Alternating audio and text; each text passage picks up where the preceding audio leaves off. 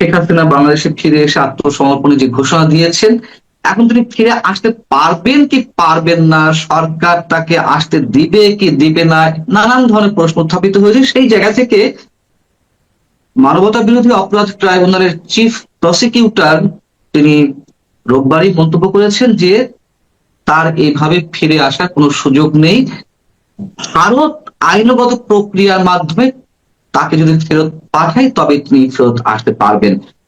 আসলে যে প্রত্যর্পণ চুক্তি রয়েছে সেই চুক্তির অধীনে শেখ হাসিনা পড়েন কিনা, অথবা এখানে ভারতকে কেন মুখ্য ভূমিকা পালন করতে হবে, আপনার কাছে সেই প্রশ্ন রাখছি। এবং আপনি চিফ প্রসিকিউটর মোহাম্মদ আমিনুল ইসলামের বক্তব্যের সঙ্গে একমত কিনা? এটা একদমই না ওর বক্তব্যের সাথে। একটা জিনিস বুঝতে হবে আমাদেরকে, সেটা হলো যে শেখ হাসিনা প্রধানমন্ত্রী হিসাবে দেশ থেকে নিয়ে যাওয়া হয়েছে। উনি যান নাই, উনি পালান নাই।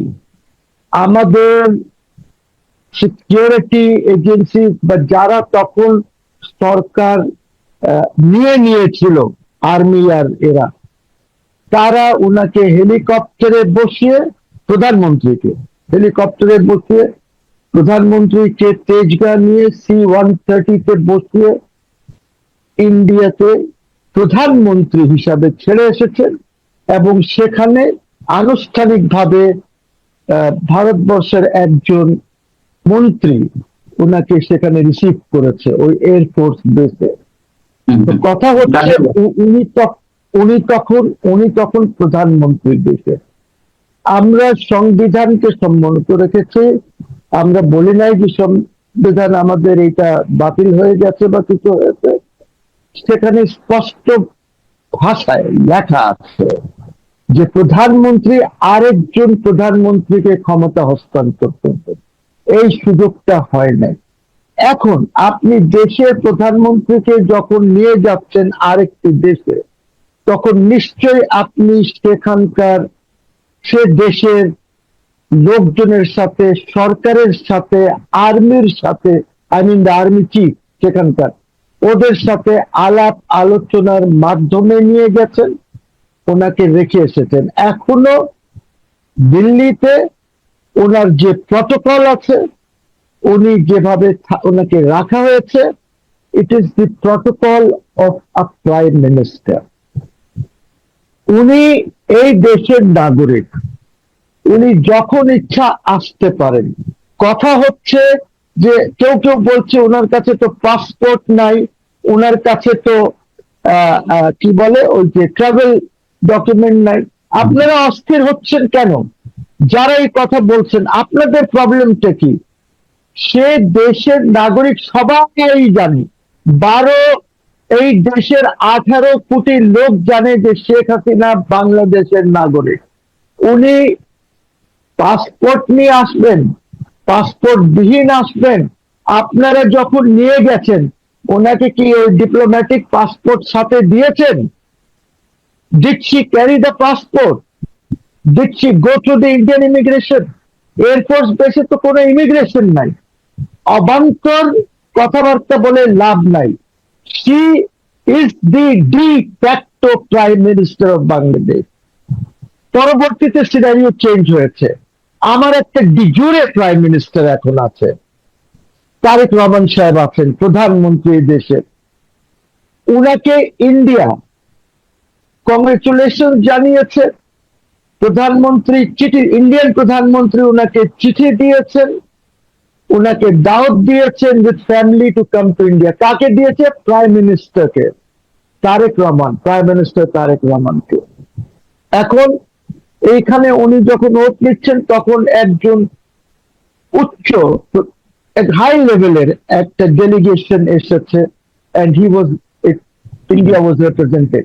So এখন কোয়েশ্চেন হচ্ছে যে আমাদের একটা ডাইলেমা আছে। একদিকে আমাদের ডিফ্যাক্টো প্রাইম মিনিস্টার আছেন, যিনি রিজাইন করেন নাই।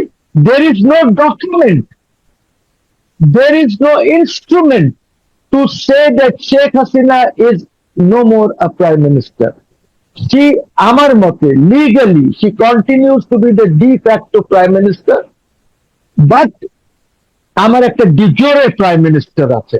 তো এখন কথা হচ্ছে আমার প্রশ্ন হচ্ছে যে এই কথাগুলো তো আপনি বলছেন এবং সেইগুলো তো এখন তো প্রায় মীমাংসিত, যেহেতু যে সেই নির্বাচনে যে কজন মানুষই অংশগ্রহণ করুক না কেন, একটা নির্বাচনের মাধ্যমে তারেক রহমান সাহেব প্রধানমন্ত্রী হয়েছেন। আর আপনি উনি ডিজোরে প্রাইম মিনিস্টার দেশের। একটা শব্দ আছে আইনে ডিজোরে, আর একটা শব্দ হচ্ছে ডিফ্যাক্টো। উনি ডিজোরে প্রাইম মিনিস্টার আছেন। আচ্ছা ধরেন একটা কথার কথা বলি, আজকে যদি শেখ হাসিনা প্রবলেমস ক্রিয়েট করতে চায়, সে পারবে কি পারবে না? অফকোর্স সে পারবে। আজকে ধরেন প্রাইম মিনিস্টার সে যদি কোনো নির্দেশ দেয় সেখান থেকে পুলিশকে, আর্মিকে বা অন্য কাউকে, ওর মধ্যে কেউ মানলো না, এরকম একটা পরিস্থিতি, জটিল পরিস্থিতি সৃষ্টি হতে পারে। Therefore I say যে গভর্নমেন্ট should decide যে ইন্ডিয়ার সাথে আলাপ করে tripartite, Bangladesh, India and Sheikh Hasina together they will have to decide যে উনি কিভাবে আসবেন, ওনার সিকিউরিটি কি হবে, উনি প্লেনে আসবেন না রাস্তায় আসবেন, নানান আপনি দেখেন, আপনাকে let me take you to Libya. লিবিয়ার আজকে সিচুয়েশন কি? আপনি মেরে ফেলেছেন গাদ্দাফিকে, তারপরে কি হয়েছে? একটি বড় অংশ ওই দেশের ইস্ট এন্ড সাউথ সেটা জেনারেল হাফতারের দখলে আছে। আর একটি অংশ আছে যে গভর্নমেন্টকে ন্যাশনাল মানে ইন্টারন্যাশনালি রেকগনাইজ করা হয়েছে, সেটা হলো এক অংশ তাদের কন্ট্রোলে কিছু আছে, ওকে ইন্টারন্যাশনালি রেকগনাইজ করে। এখন ধরেন যদি শেখ হাসিনা বা India they want to create a problem, they can. Example আছে, প্রেসিডেন্টস আছে, আপনার লিবিয়ার প্রেসিডেন্টস আছে। কি আমরা এই দেশটাকে ভাগাভাগি করব বিটুইন টু গ্রুপস? সেটা তো আমাদের জন্য ভালো হবে না। আমরা তো খুব ছোট দেশ, জনসংখ্যা অনেক বেশি। এই জন্য সরকারকে ট্রাইপার্টাইট ভাবে ডিসিশন নিতে হবে যে কিভাবে উনি আসবেন, ওনার সিকিউরিটি ব্যবস্থাটা কি হবে, এসে উনি কি করবেন, উনি আইসিটি তে সারেন্ডার করবেন, উনি বেল নেবেন, না ওনাকে আপনি ঝুলাই দেবেন, যেরকম নাহিদ ইসলাম বলেছে যে সে ক্যান অনলি কাম বা ঝুলার জন্য আসবে। এত তো সহজ না এই সিচুয়েশনটা। আমার প্রশ্ন হচ্ছে যে আপনি যে কথাগুলো বলছেন অবশ্যই সেগুলোর প্রত্যেকটির বেজ রয়েছে এবং আইনগত ভিত্তি আছে কিনা আপনারা ভালো বলতে পারবেন, কিন্তু এই মুহূর্তে যে বিতর্কটি উঠেছে যে ভারত প্রত্যর্পণ চুক্তির অধীনে তাকে পাঠালেই কেবল রিসিভ করবো। আচ্ছা, আমি যদি প্রথমে আপনাকে জিজ্ঞাসা করি যে প্রত্যর্পণ চুক্তি এই ক্ষেত্রে কেন প্রযোজ্য হবে, আর না হলেও বা কেন হবে না? আর প্রত্যর্পণ চুক্তির কোথাও লেখা আছে কিনা যে কেউ নির্বাসনে থাকলে তাকে ওই চুক্তির অধীনেই, মানে সাজাপ্রাপ্ত কোনো আসামি কেউ নির্বাসনে থাকলে তাকে ওই চুক্তির অধীনেই সংশ্লিষ্ট রাষ্ট্রকে ফেরত পাঠাতে হবে, যেটি মোহাম্মদ আমিনুল ইসলাম মানবতা বিরোধী অপরাধ ট্রাইব্যুনালের চিফ প্রসিকিউটর মন্তব্য করেছেন যে যদি কোনো সাজাপ্রাপ্ত আসামি অন্য কোনো রাষ্ট্রে আশ্রিত থাকেন, নির্বাসনে থাকেন, তাহলে তাকে ওই রাষ্ট্রকেই ফেরত দিতে হবে। এই কথার কোনো ভিত্তি আছে কিনা? এটা হলো zero. she does not come, এক্সট্রাডিশনে তো আসবে না সে। তার কারণ হচ্ছে আপনি ওনাকে ছেড়ে এসেছেন, ইন্ডিয়াতে তো উনি অ্যাসাইলাম নেন নাই, আপনি ওনাকে ছেড়ে এসেছেন, ওনার স্টেটাস তো রেফিউজি স্টেটাস না। আপনি আপনার দেশে যা ইচ্ছা তাই করেন, আপনার এই বাউন্ডারির মধ্যে আপনি আইসিটি করেন, এনসিটি করেন, এলসিটি করেন, যা ইচ্ছা তাই করেন, যেভাবে ইচ্ছা আপনি সাজা দেন। আমরা তো সবাই দেখেছি আইসিটির অবস্থা, আজকে না আগা গোড়াই আমরা দেখছি যে আইসিটি কোনো দিন কোন ট্রাইব্যুনাল কনস্টিটিউটই করা হয়নি। শেখ হাসিনা প্রথমবারের মতন করেছেন, ওটা অন্যায় করেছেন, 24 অ্যামেন্ডমেন্ট করে আবার আইসিটি কে কাজল সাহেবকে সেখানে কাজল যেভাবে কাজ করেছে আইসিটিতে, সে একটি রিভেঞ্জ ভিনজেন্স নিয়ে কাজ করেছে। At least Anisul is not doing that. Anisul যে কথাটা বলেছে আমিনুল ইসলাম যে কথাটা বলেছেন, he does not know, because এখানে এক্সট্রাডিশনের তো কিছু নাই, দের ইজ নাথিং টু এক্সট্রাডাইট। আমার আমার We have আরেকটা a প্রশ্ন prime রয়েছে, minister. আরেকটা প্রশ্ন রয়েছে মানে এখন এই বিষয়টি নিয়ে এত জটিলতার সৃষ্টি কেন করা হচ্ছে? আমাদের তো প্রয়োজন আসামির। শেখ হাসিনা সাজাপ্রাপ্ত আসামি, আমরা যদি ধরেও নিই যে তিনি প্রকৃত অপরাধী, তার বিচারটা নিশ্চিত করা খুব প্রয়োজন, তিনি যেভাবে আসুন না কেন। এখন তিনি যখন নিজে আসতে চাচ্ছেন, সেখানে একটা কূটনৈতিক জটিলতার সৃষ্টি করা হচ্ছে, আর একটা রাষ্ট্রকে এর মধ্যে জড়ানো হচ্ছে, ভারতকে জড়ানো হচ্ছে। তার মানে কি আসলে গভর্নমেন্ট বা এই যে গণ আন্দোলনের যারা অংশীদার, তাদের আসলে আহ ইচ্ছাটা কি, ডিজায়ারটা কি? এগুলো নিয়ে শুধু রাজনীতি করার, নাকি আসলে তাকে না, আহ শাস্তি নিশ্চিত ওদের করা? ওদের কোনো ডিজায়ার নাই, ওরা ভয়ে আছে। ভয়টা হলো যে শেখ হাসিনা আসলে কি ধরনের পরিবেশ সৃষ্টি হবে বাংলাদেশে। এত তো সোজা না। উনি কি শেখ হাসিনা, দেখেন আমি বেশি বললে আবার মনে হয় যে I am defending her, no I am not defending her, কিন্তু প্রশ্ন যেটা হচ্ছে যে আপনার এত ভয় কেন? উনি কালকে যদি বর্ডার দিয়ে হেঁটে আসেন, আপনি অ্যারেস্ট, আপনি তো অ্যারেস্ট করতে পারেন। একটা ব্যক্তি বলতে পারবে that she is not a Bangladeshi, একটা লোক পাবেন 18 কোটি 20 কোটি লোকের মধ্যে যে বলবে যে সে বাংলাদেশি না? সে তো আসতে চাচ্ছে, সে তো পলাতক না, পলাতক থাকতে চাচ্ছে না। ওকে, আপনি ওকে বিচার করেছেন পলাতক হিসেবে, সি ইজ নট পলাতক। আপনি ওনাকে কেন রেখে এসেছেন সেখানে? সরকার রেখে এসেছে। যিনি তখন কর্তা জেনারেল ওয়াকারুজ্জামান, যিনি শেখ হাসিনা যাওয়ার আগেই উনি মিটিং এ বসেছেন জামাত, বিএনপি বা আসিফ নজরুলদেরকে নিয়ে, তো ওনারাই তো রেখে এসেছেন। তো ওনারা বলবেন যে কিভাবে আনবেন। আর আপনি তো সব কান্ট্রিকে নিজেই ঢুকিয়েছেন এটার মধ্যে, ইউ হ্যাভ ইনভলভ। আপনি যদি তখন শেখ হাসিনাকে সরিয়ে দিলেন, আপনি যদি ওনাকে এখানে একটা সেফ হাউসে বা প্রোটেকশন দিয়ে যদি আপনি রাখতেন, তাহলে তো আর এই থার্ড কান্ট্রিটা আসতো না। এইটার জোগাড় তো আপনি করেছেন, ওনাকে ডিফ্যাক্টো প্রাইম মিনিস্টার আপনারা বানিয়েছেন। তো এখন এই দায়িত্ব তো নিতে হবে। যা করবেন আপনারা করবেন, আলাপ তো করতেই হবে। উইদাউট আলাপ আপনি কিচ্ছু করতে পারবেন না, আপনি কিচ্ছু করতে পারবেন না। ট্রাই টু টেক আলাপ। তো এটা এত সোজা না, এত সহজ, এত মানে ইজি না। আপনাকে এই জিনিসগুলি সব কনসিডার করতে হবে, নাহলে দেশ উইল বি ডিভাইডেড। হ্যাঁ, আমি পরবর্তী। আপনাকে আমি আপনাকে আমি আপনাকে লিবিয়ার হাফতারের এক্সাম্পল দিয়েছি। জি, না সেটি তো হলে তো মানে আমাদের সবার জন্যই সেটি অবশ্যই অনাকাঙ্ক্ষিত। শুধু অনাকাঙ্ক্ষিত নয়, আমরা তো Yes, এটা কল্পনাও করতে পারি না। এই yes. যে এখন একটা জটিলতার সৃষ্টি হয়েছে, গভর্নমেন্ট নিতে চাচ্ছে না, ওইদিকে শেখ হাসিনা আসবেন, আপনার কি মনে হয় পরবর্তীতে রাজনীতি কোন দিকে যাচ্ছে? শেখ হাসিনা কি সত্যি সত্যি চ্যালেঞ্জ জানিয়ে যদি ট্রাভেল ভিসা নাও দেয়, উনি যেভাবে হোক ঢোকার চেষ্টা করবেন? ঢুকার কি আছে? উনি তো এই দেশের নাগরিক, হেঁটে চলে আসবেন, হেঁটে চলে আসবেন। হোয়াট ইজ দ্য হ্যাঁ, প্রবলেম? আপনার বর্ডার তো ওপেন আছে। কত সমস্যা না, গভর্নমেন্ট আর ঢুকতে দেবে না। একটা জিনিস পান না, এইটার উপরে কিন্তু গভর্নমেন্টের কোনো মন্তব্য নাই, গভর্নমেন্টের কোনো মন্তব্য নাই। হ্যাঁ, এখন পর্যন্ত কারো মন্তব্য পাওয়া যায়নি। Correct, correct. So you can understand যে গভর্নমেন্টের সিচুয়েশনটা কি।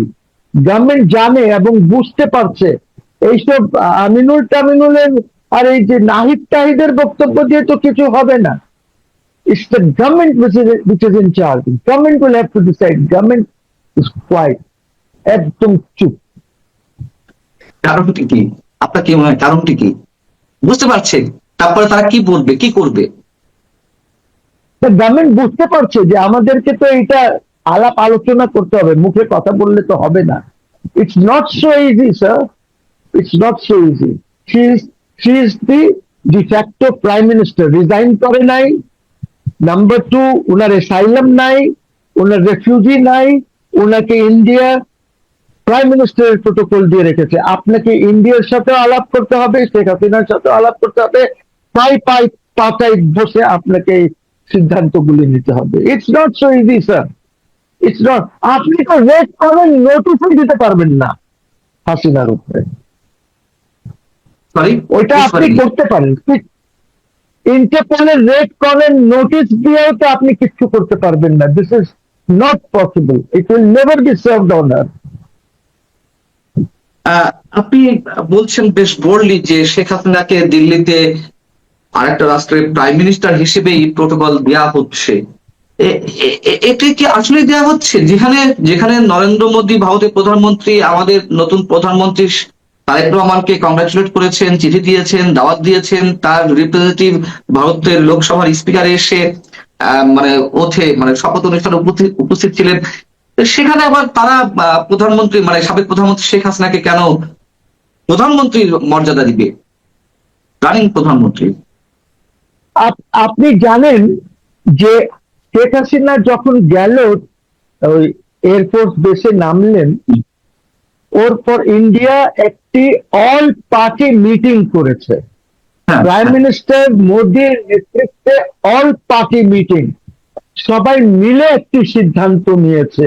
ইট ইজ নট মোদির সিদ্ধান্ত অ্যালোন যে কিভাবে থাকবেন, কোথায় থাকবেন, ওনাকে কি প্রোটোকল দেওয়া হবে, কোন লেভেলে ওনাকে রাখা হবে, এইসব। It's the entire Indian state which has worked on this. এত সোজা তো না এটা যে আপনি মুখে বললেন আর হয়ে যাবে।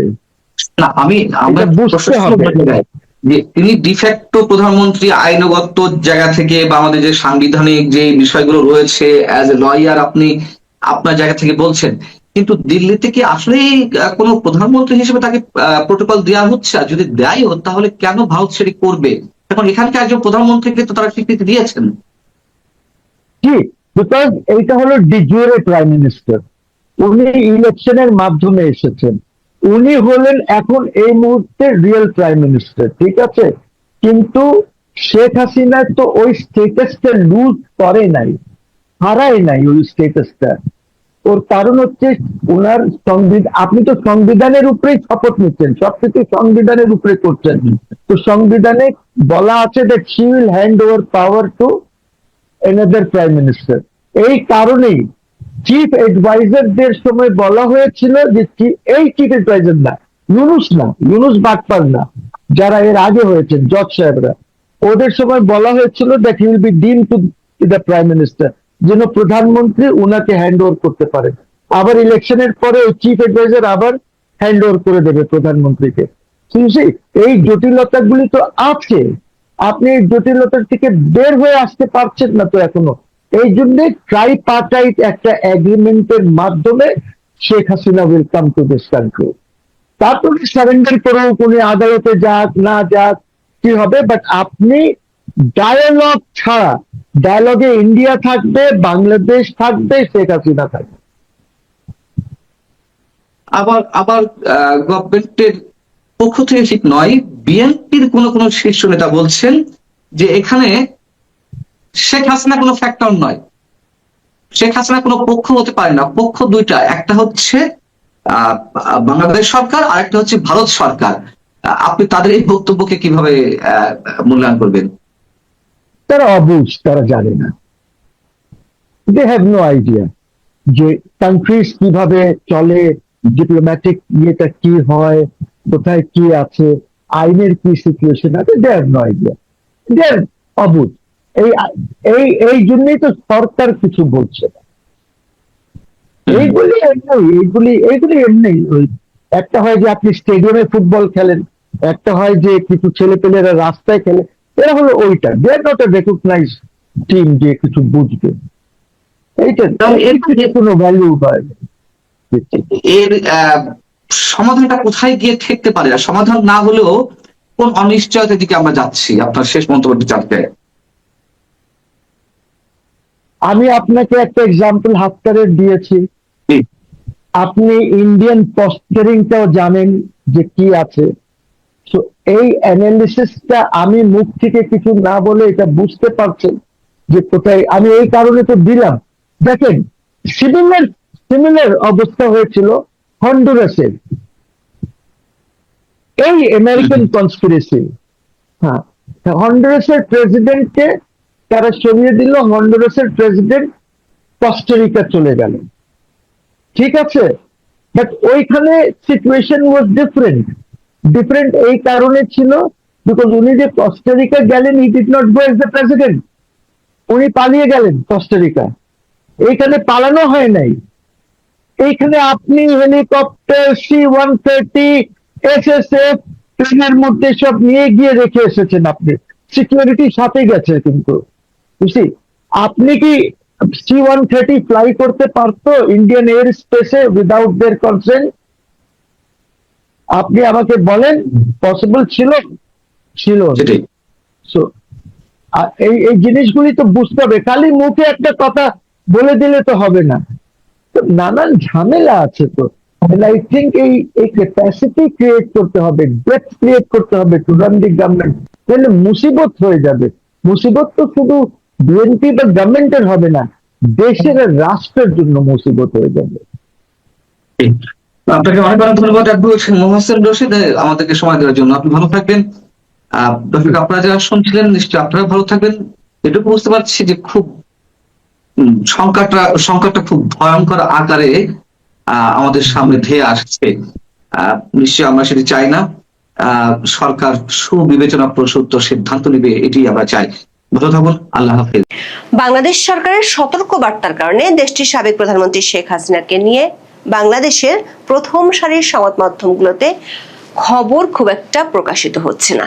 তা সত্ত্বেও গুগল ট্রেন্ডসের তথ্য বলছে গত 1 মাস ধরে বাংলাদেশের রাজনীতিবিদদের মধ্যে অনলাইন ও ডিজিটাল দুনিয়ায় শেখ হাসিনার সম্পর্কে বেশি জানতে চেয়েছে নেটিজেনরা।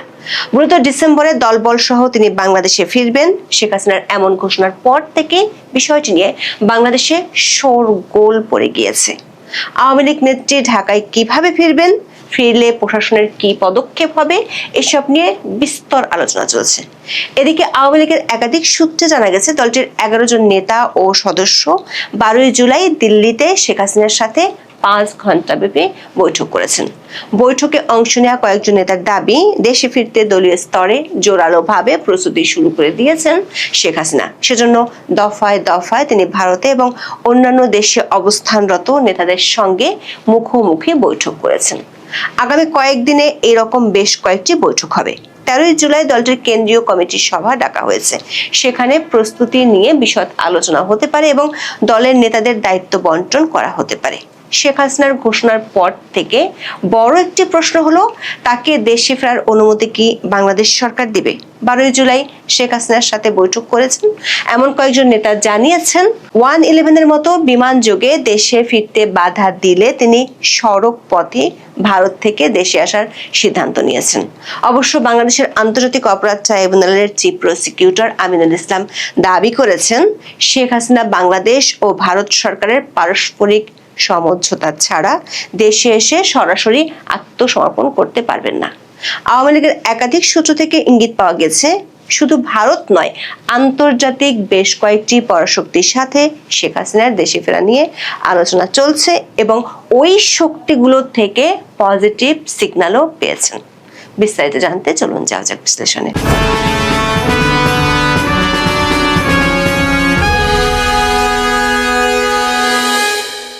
গুগল ট্রেন্ডসের তথ্য অনুযায়ী দেখা যাচ্ছে গত 1 মাসে বাংলাদেশের রাজনীতিবিদদের মধ্যে সবচেয়ে বেশি সার্চ করা হয়েছে শেখ হাসিনা সম্পর্কে।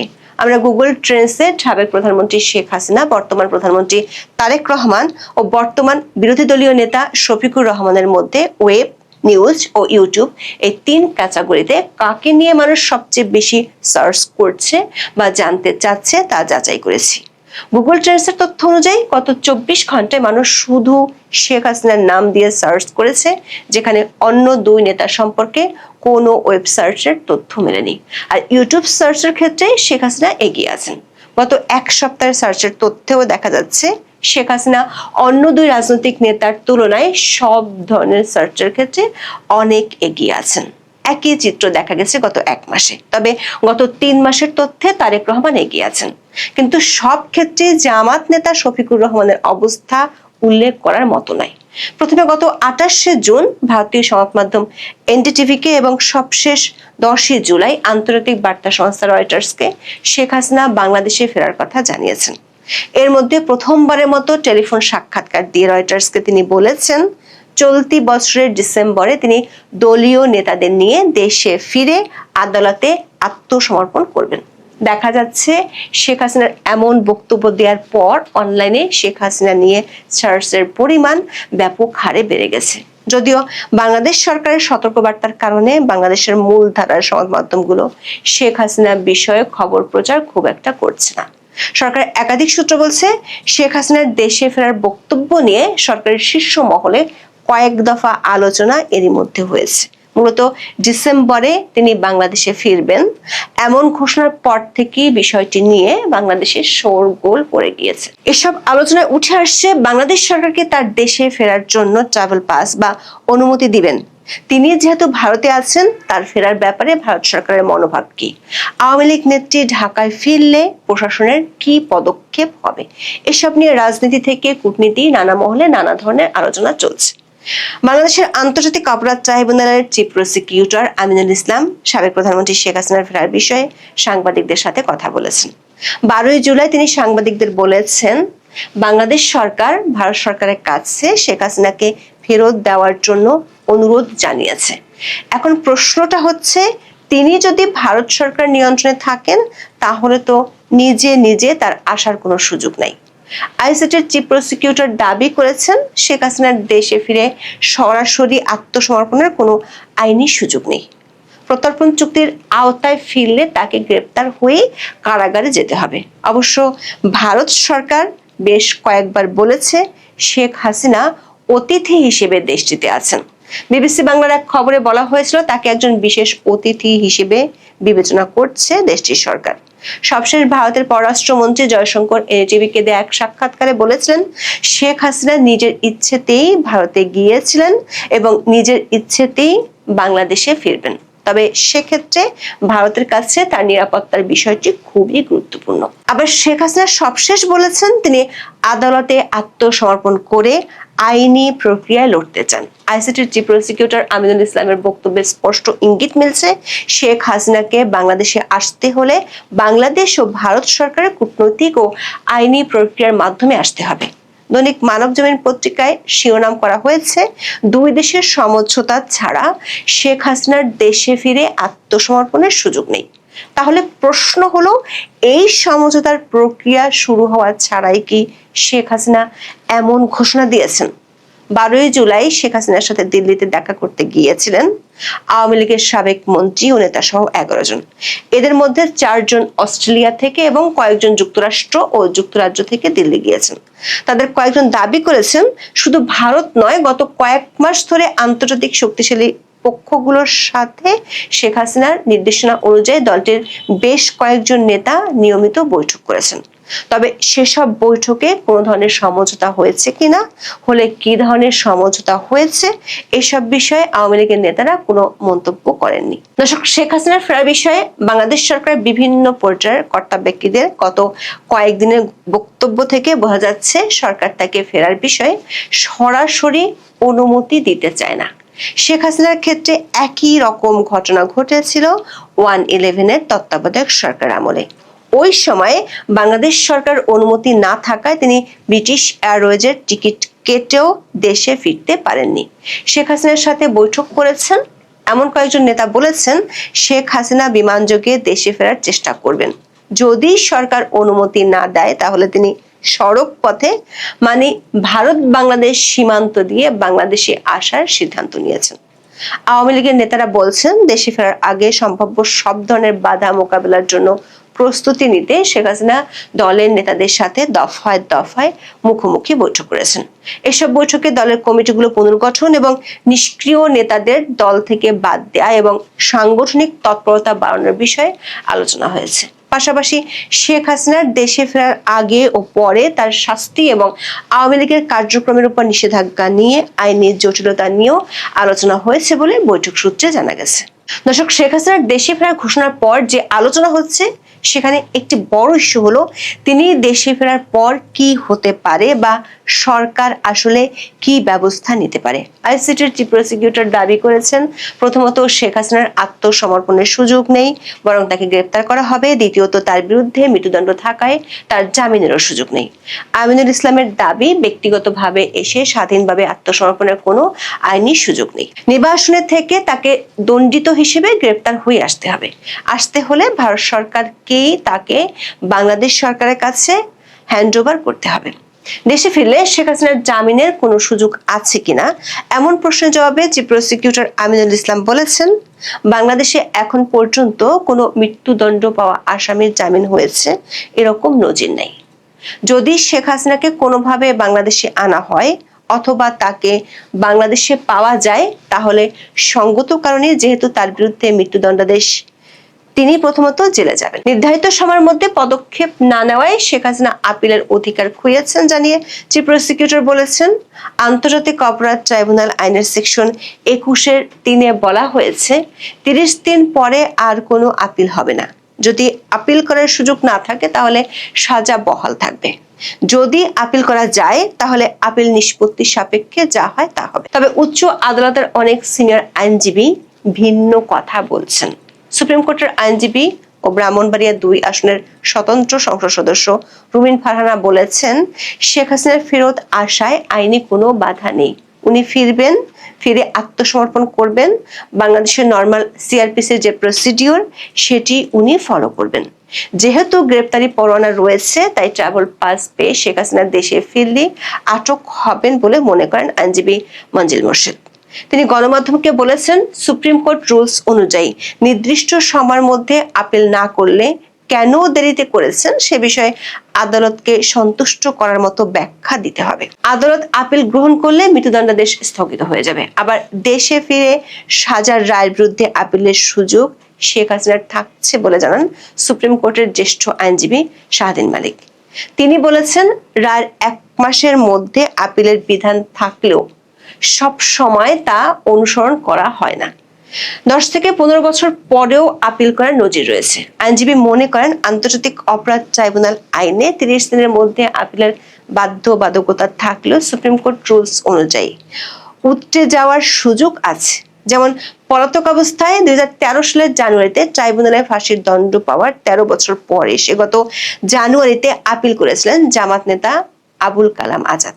বাংলাদেশে ফৌজদারি কার্যবিধি 426 ধারা অনুযায়ী উচ্চ আদালতের কাছে যে কোনো দণ্ডিত আসামির জামিন আবেদন গ্রহণ করার আইনি এখতিয়ার রয়েছে। তবে প্রথাগতভাবে কোনো আসামির মৃত্যুদণ্ড হয়ে গেলে উচ্চ আদালত তাকে জামিন দেন না। 2024 সালের মে মাসে দেওয়া হাইকোর্টের একটি রায়েও উল্লেখ করা হয়েছে, মৃত্যুদণ্ডপ্রাপ্ত আসামির জামিনের নজির দেখা যায় না। ওই রায়ে হাইকোর্ট স্পষ্ট করেছেন, সচরাচর মৃত্যুদণ্ডপ্রাপ্ত আসামির জামিন পাওয়ার কোনো প্রথা বা নজির বাংলাদেশে না থাকলেও আইনিভাবে ফৌজদারি কার্যবিধির 426 ধারা অনুযায়ী তাদের জামিন আবেদন করার পূর্ণ অধিকার রয়েছে এবং উচ্চ আদালতেরও সেই আবেদন গ্রহণ ও বিবেচনা করার এখতিয়ার রয়েছে। সংশ্লিষ্ট একাধিক সূত্র বলছে, শেখ হাসিনা কিভাবে আসবেন এবং আসার পর কি হতে পারে সেটি পুরোপুরি নির্ভর করছে রাজনৈতিক সমঝোতার উপর। সে সমঝোতা শুধু দেশের মধ্যেই নয়, দেশের বাইরেও হতে হবে। শেখ হাসিনার সাথে দিল্লিতে বৈঠক করেছেন এমন আওয়ামী লীগের একজন মন্ত্রী বলেছেন, এই সমঝোতার আলোচনা চলমান আছে। এদিকে শেখ হাসিনার ছেলে সজীব ওয়াজেদ জয় 13 জুলাই অক্সফোর্ড ইউনিভার্সিটির ওলফসন কলেজের এক আলোচনা সভায় যোগ দিতে যুক্তরাজ্য গিয়েছেন। বাংলাদেশের রাজনীতি ও মানবাধিকার বিষয়ক ওই আলোচনা সভাতে অংশ নেওয়া ছাড়াও মিস্টার জয় বেশ কয়েকটি আন্তর্জাতিক সংস্থা এবং প্রতিনিধিদের সাথে বৈঠক করতে পারেন। এখন এ পর্যন্ত সবাই ভালো থাকুন, সুস্থ থাকুন, নিরাপদে থাকুন। দেখা হবে।